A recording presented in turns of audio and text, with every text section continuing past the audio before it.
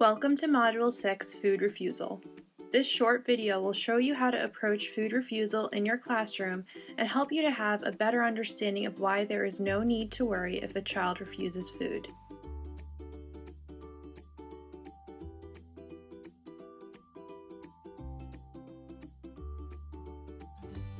Have you ever heard a child say, Ew!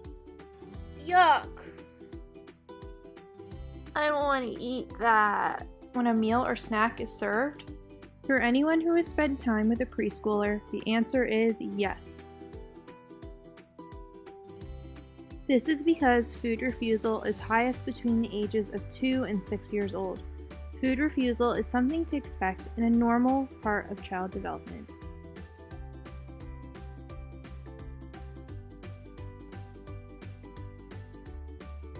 It is really important not to label a child as a picky eater. At this age, children are very impressionable and learn about who they are by what adults tell them. So when a child hears from others that they are a picky eater, it only reinforces their behavior.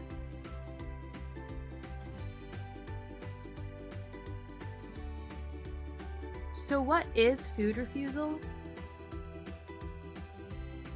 Food refusal is the fear or rejection of new foods and also rejection of familiar foods.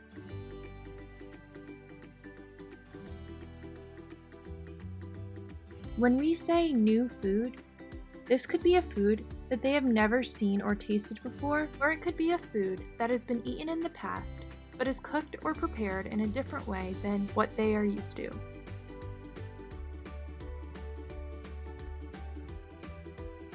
Most children will learn to accept and like foods in time, while some children can see a food many times and still refuse to taste the food. I don't want this. Not again.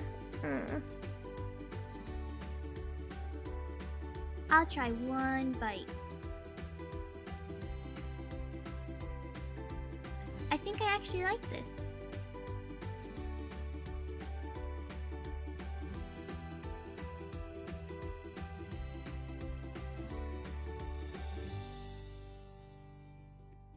Many things contribute to why a child might not want to eat certain foods.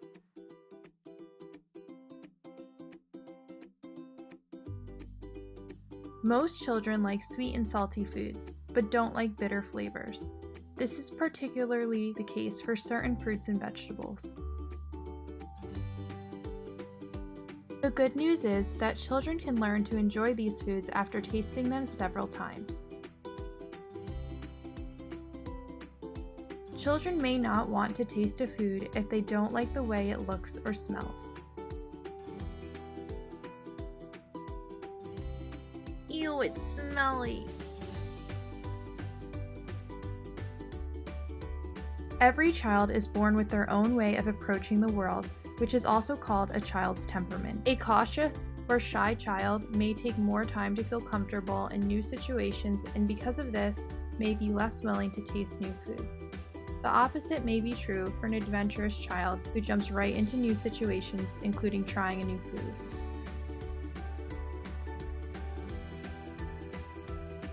Children bring their own home experiences, including their own traditions, routines, language, and culture, with food and eating to the table. If a child had a bad experience with a certain food, such as hearing someone say they don't like to eat a certain food, or if a caregiver made them eat a food they didn't want to eat, it may lead the child to be more hesitant to try the food.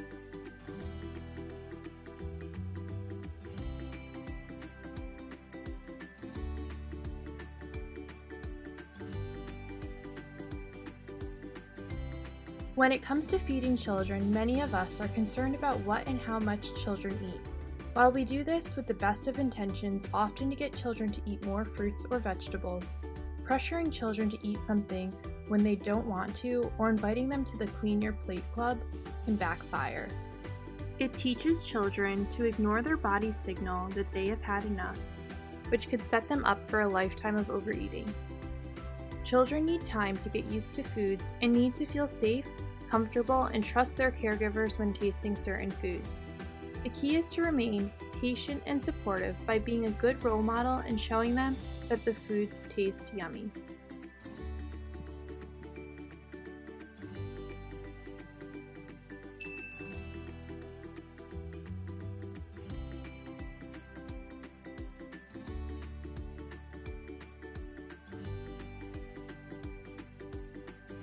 The bottom line is, as long as children are growing normally, there is no need to be overly concerned about food refusal. Know that it is normal and a common part of early childhood.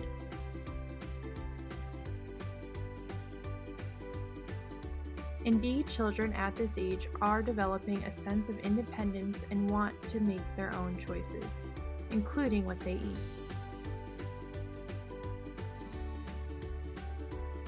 You can help children keep an open mind about food by staying positive and being a role model. This will encourage children to taste foods and learn to enjoy a variety of foods for a lifetime.